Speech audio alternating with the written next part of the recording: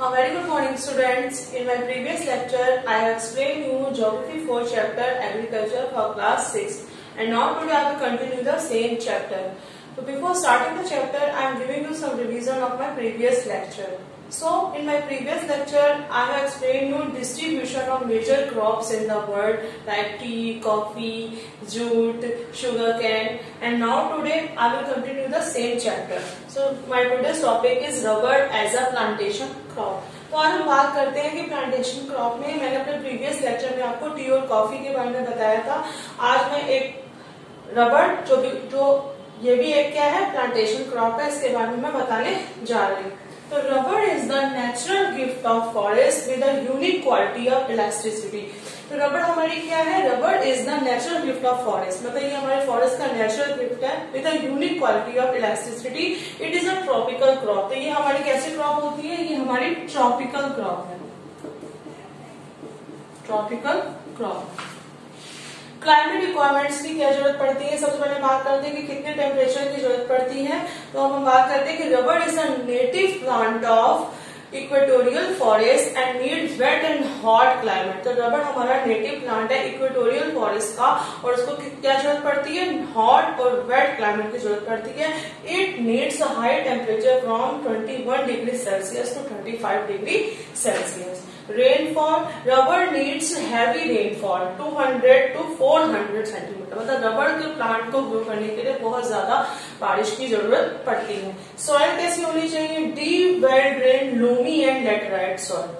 और reason of production सबसे पहले हम बात करते हैं कि थाईलैंड का सबसे ऊपर नाम आता है. Thailand is ranked as the largest producer of natural rubber in the world. So Indonesia is among the top ranked rubber producer globally and holds the second position. तो first position में हमारा क्या आता है, Thailand is the producer of natural rubber in the world. और second position में हमारा आता है इंडोनेशिया, और थर्ड पोजीशन में हमारा मलेशिया आता है. तो ये हमारा क्या हो गया, रबर. तो रबर के लिए क्या टेम्परेचर की जरूरत पड़ती है बच्चों, 21 degree Celsius to 35 degree Celsius.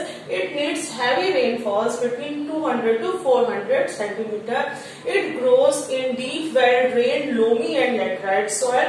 And the region of production are Thailand rank first, Indonesia rank second and Malaysia rank third for the production of rubber in all over the world.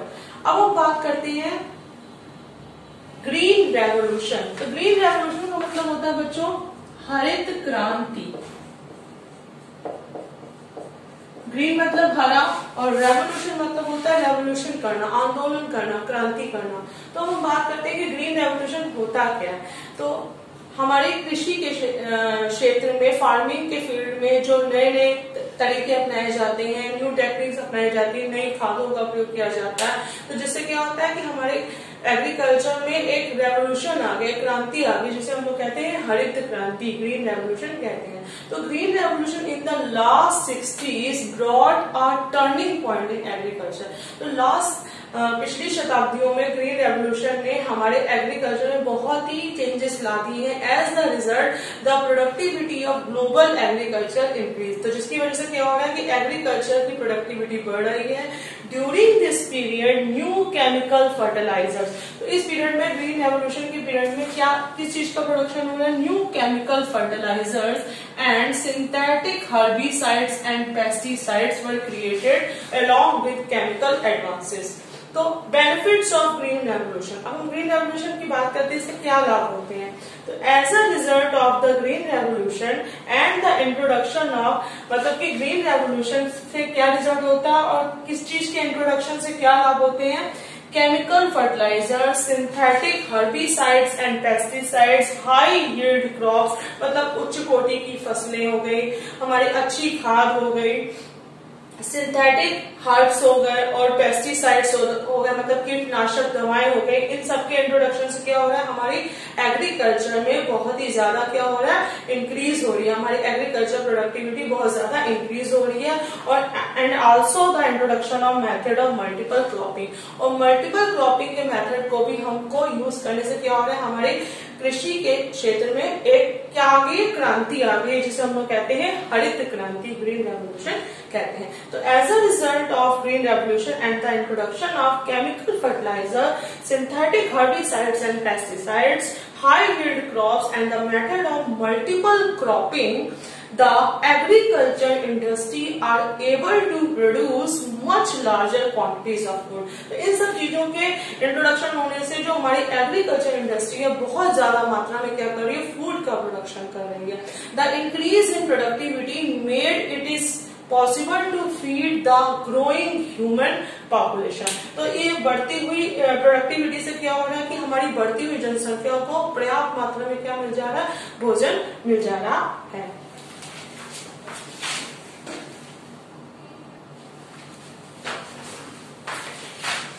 तो हम बात करते हैं कि one person who is famous for his involvement in the green revolution, एक person जिसका कि involvement green revolution में हुआ था, जिसका नाम था, is the scientist named Norman Borlaug. He contributed his involvement in the green revolution. So Norman Borlaug introduced the strain of wheat that was short could resist diseases. तो Norman बॉर्लेग ने एक ऐसा वीट का ढेर को इंट्रोड्यूस किया जो बहुत छोटा था एंड कुड रेसिस्ट डिसीजेस, और उसको उसके अंदर क्या किस चीज की क्षमता थी, बीमारियों को रोकने की क्षमता थी। Could reduce damage by wind, वो विंड से भी मतलब बहुत तेजी से चलती हुई हवा से भी डैमेज नहीं हो सकता था। And could produce large seed high yields, और उसमें उच्च कोटि के क्या हो सकते थे, बीज पैदा हो सकते थे। तो उसने क्या इंट्रोड्यूस किया, he introduce the strain of wheat that was short and could resist the diseases and could reduce damage by wind.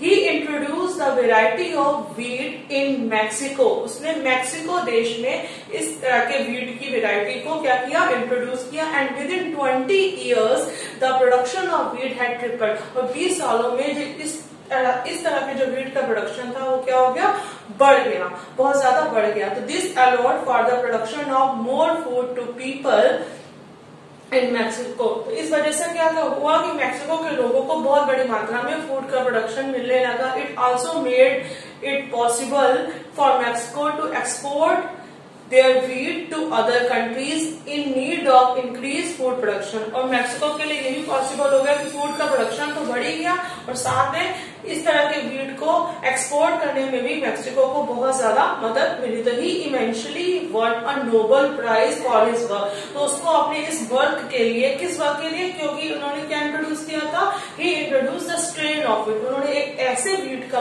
Introduction किया था जिसमें क्या था, इसमें की बहुत रोगों को लड़ने की शक्ति थी। उस व्हीट से अच्छी मात्रा में क्या करते थे, बीज पैदा होते थे और उससे फूड प्रोडक्शन क्या हो रहा था, बढ़ रहा था। तो he won a Nobel prize for his work. उसको अपने इस वर्क के लिए नोबेल प्राइज मिला। Developing high yield crops and helping prevent starvation in many developing countries. तो इस व्हीट के प्रोडक्शन से क्या हुआ कि हाई यील्ड क्रॉप्स डेवलप हुई और मतलब अच्छी किस्म की फसलों की पैदावार हुई और देश में जो भुखमरी फैल रही थी उसको कम करने में, डेवलपिंग कंट्रीज में जो स्टार्वेशन की प्रॉब्लम आ रही थी उसको कम करने में बहुत ज्यादा मदद मिली। तो he got a Nobel prize for his noble work. अब हम बात करते हैं कि measures adopted under green revolution. ऐसे कौन से मेजर्स अडॉप्ट किए जाते हैं ग्रीन रेवोल्यूशन के अंतर्गत। तो सबसे पहले हम बात करते हैं कि use of high yielding varieties of seed, मतलब उच्च कोटि के बीजों का प्रयोग किया जाता है ग्रीन रेवोल्यूशन, जिसको हम कहते हैं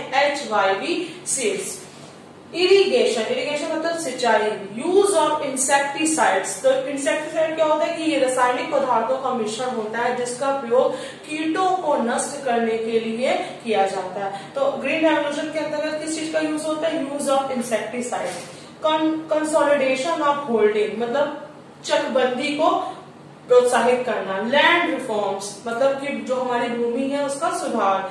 रूरल इलेक्ट्रिफिकेशन, ग्रामीण क्षेत्रों में बिजली को प्रमोट करना, विद्युतीकरण करना। Supply of agriculture credit. Use of fertilizer, अच्छी क्वालिटी की खाद का प्रयोग करना, ओपनिंग ऑफ एग्रीकल्चर यूनिवर्सिटीज और बहुत सी एग्रीकल्चर यूनिवर्सिटीज की ओपनिंग। तो ये हमारे क्या है, मेजर्स हैं, ये हमारे मेजर्स हैं जो कि अडॉप्ट किए गए हैं ग्रीन रेवोल्यूशन के अंतर्गत। Use of high yielding varieties of seed, irrigation, use of insecticides, consolidation of holding, land reforms, rural electrification, supply of agriculture credit, use of fertilizers, opening of agriculture universities।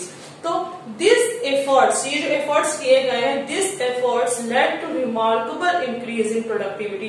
तो इन efforts की वजह से हमारे जो productivity में, हमारे production में बहुत ही इंक्रीज, हमारी प्रोडक्टिविटी बहुत तेजी से बढ़ रही है। Although the green revolution has been able to improve agriculture output in some regions in the world, यद्यपि जो ग्रीन रेवोल्यूशन है इसने की बहुत ही इम्प्रूव किया है एग्रीकल्चर आउटपुट को कुछ क्षेत्रों में। There was and is still room for improvement.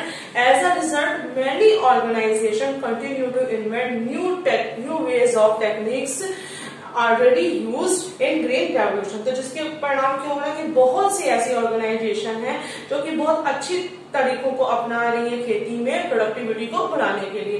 तो ग्रीन रेवोल्यूशन का मतलब आप लोगों को समझ आ गया। Use of insecticide, use of pesticides, use of fertilizers, use of high yielding varieties of seed, irrigation, consolidation, land reform। तो ये सब हमारे क्या आते हैं, हमारे सब ग्रीन रेवोल्यूशन के अंतर्गत आते हैं। जिससे क्या परिणाम होता है बच्चों, इसका रिजल्ट ये होता है कि हमारे एग्रीकल्चर प्रोडक्टिविटी बढ़ती है। अब हम बात करते हैं कि ये तो हमारे थे ग्रीन रेवोल्यूशन के थोड़े से इम्पैक्ट, लेकिन ग्रीन रेवोल्यूशन के कुछ हार्मफुल इम्पैक्ट भी होते हैं, कुछ हानिकारक प्रभाव भी पड़ते हैं। तो green revolution program which began decades ago had a noble goal। तो ग्रीन रेवोल्यूशन जो प्रोग्राम चल रहा था हमारा, ये क्या है, बहुत ही अच्छा इसका गोल था, बहुत ही नोबल गोल है। Increase the global supply of food and reduce the hunger in the world. इसने क्या इंक्रीज किया, ग्लोबल सप्लाई ऑफ फूड की ग्लोबल सप्लाई को इंक्रीज किया और भुखमरी की समस्या को संसार में दूर किया। To accomplish it, farmers started cultivating using new form technique. तो इसके जरिए फार्मर्स क्या कर रहे हैं, अपनी फार्मिंग में नई टेक्निक्स को यूज कर रहे हैं, नई सीड्स को यूज कर रहे हैं, नए इंसेक्टिसाइड, पेस्टिसाइड्स और फर्टिलाइजर्स को यूज कर रहे हैं। तो but the green revolution farming methods also created a few unwanted effect। लेकिन ग्रीन रेवोल्यूशन फार्मिंग मेथड के कुछ हार्मफुल इम्पैक्ट भी हैं जिसके बारे में मैं बात करने जा रही हूँ। One of the primary mission of the green revolution was to improve the production of wheat and rice। तो one of the primary mission of the green revolution, जैसा कि आप जानते हैं कि ग्रीन रेवोल्यूशन का एक प्राइमरी मिशन क्या है, was to improve करना the production of wheat and rice. मतलब राइस और व्हीट के प्रोडक्शन को क्या करना, इम्प्रूव करना। Many of the pesticides used during the 60 to 90 decades were very toxic and not safe for humans and other organisms। तो बहुत से पेस्टिसाइड्स यूज किए जा रहे हैं बहुत 60 से 90 के दशक में, पर वेरी टॉक्सिक, मतलब वो बहुत ही ज्यादा हार्मफुल है and not safe for human, और वो ह्यूमंस के लिए और ऑर्गेनिज्म मतलब जीव प्राणियों के लिए और पेड़ पौधों के लिए वो क्या है, हार्मफुल साबित हो रहे हैं। Chemical fertilizers polluted ground water. जितने भी केमिकल फर्टिलाइजर्स जो ग्रीन रेवोल्यूशन के अंतर्गत यूज किए जा रहे हैं उससे क्या हो रहा है, हमारा जो ग्राउंड वाटर है वो पॉल्यूटेड हो रहा है, प्रदूषित हो रहा है। Excessive use of fertilizer made soil and unfit for cultivation. तो बहुत ज्यादा हमारा एक्सेसिव यूज करने से, फर्टिलाइजर का बहुत ज्यादा, जरूरत से ज्यादा खादों का प्रयोग करने से क्या हो जा रहा है, हमारी सॉइल जो हमारी मिट्टी है नष्ट होती जा रही है एंड अनफिट फॉर कल्टीवेशन, और कल्टीवेशन के लिए क्या हो रही है, अनफिट हो रही है। तो hence loss of fertility, erosion of soil, diminishing water resources. तो इसके क्या है, हमारे हार्मफुल इम्पैक्ट क्या है, हमारे लॉस ऑफ सॉइल फर्टिलिटी, मतलब कि सॉइल फर्टिलिटी, हमारी जो मिट्टी की उपजाऊपन है वो खत्म होता जा रहा है। जरूरत से ज्यादा फर्टिलाइजर्स का यूज करने से हमारी मिट्टी नष्ट हो रही है। इरोशन ऑफ सॉइल, हमारी सॉइल का इरोशन हो रहा है, जैसा कि इरोशन मैंने बताया था, removal of the top layer of the soil. Diminishing water resources हमारी गायब होती जा रही है। पॉल्यूटेड अंडरग्राउंड वाटर हमारा पॉल्यूटेड हो रहा है and salinity of underground water too are the some harmful impact of green revolution. तो ये हमारे ग्रीन रेवोल्यूशन के कुछ हार्मफुल इम्पैक्ट हैं। कौन से हार्मफुल इम्पैक्ट हैं? Such as soil erosion, loss of soil fertility, diminishing water resources, less salinity of underground water, polluted underground water are the harmful impacts of the green revolution। तो आज मैंने आप लोगों को बच्चों क्या समझाया? आज मैंने आप लोगों को ग्रीन रेवोल्यूशन, उसके मेजर्स और हार्मफुल इम्पैक्ट के बारे में बताया। Now this chapter is completed, so that's all for today. I will continue this chapter in my next video.